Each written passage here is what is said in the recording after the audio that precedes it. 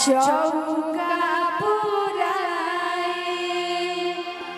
सुनिए शिवा शिवा के दोहाई।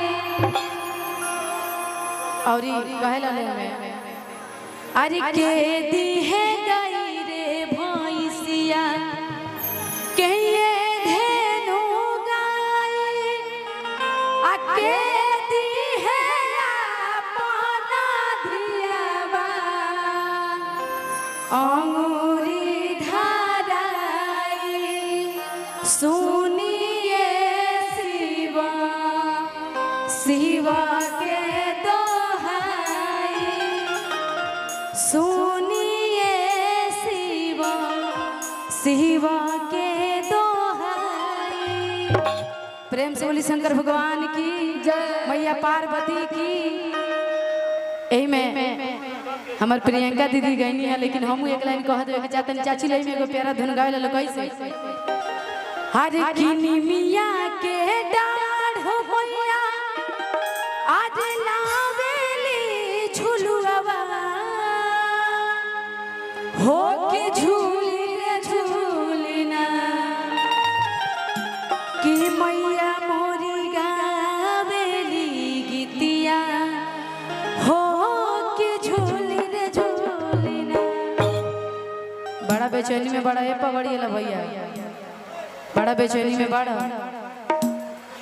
उहे सुने के चाहता रहा ना, उहे सुने के चाहता रहा। तू हम समझता नहीं तार सब बात। आई एगो लड़की शंकर भगवान के मंदिर में गई बिया, अब बाबा से गुहार कहतिया कैसे। हर लड़की के सपना होला बोलू भैया कि हमरा मर्द बढ़िया मिले ना। ऐसे ही लड़की गई बिया दरबार में कहतिया अरे कि सासू चाहे माई जैसन कि देवरा छोट भाई जैसन कि हो जब बियाह बाबा। लड़की बड़ी गुहार लगावती है बाबा से कहतिया कि राम जी के जैसन दिहा अरे हमरो दुल्हा बाबा। प्रेम से बोली शंकर भगवान की। तनी हाला करके एक बार ताली बजे हेलो जरूर कि सासू चाहे माई जैसन देवरा छोट भाई जैसन सासू चाहे माई देवरा छोट भाई जैसन हो जब बियाह बाबा। अच्छा लगता ना, अच्छा लगता ना। तोरा अच्छा नहीं के लगता, हम आते समझ गनी तोहरा फीलिंग के। तू वही चीज जाता रह कि आज भर ढील दो ढोड़ी जानी छील दो नहीं भाई वही जी बड़ा तू। लेकिन सब वही कहे के बका कि राम जी के जैसन दीहा हमरो दुल्हा।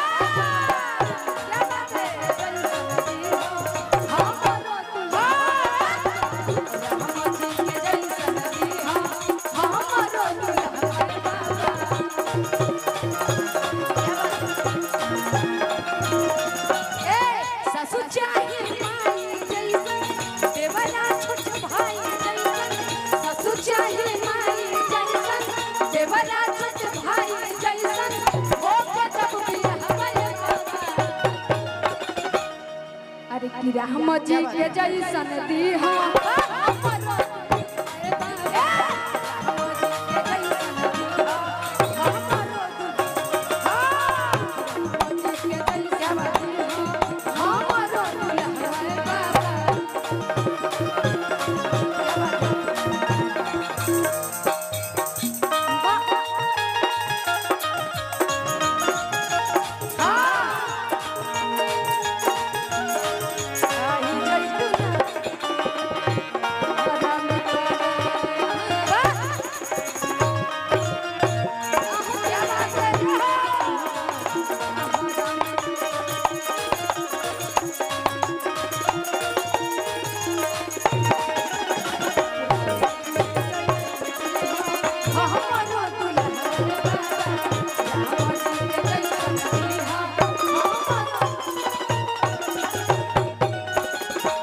क्या बात है। कहत ये लइके अइले का जे तने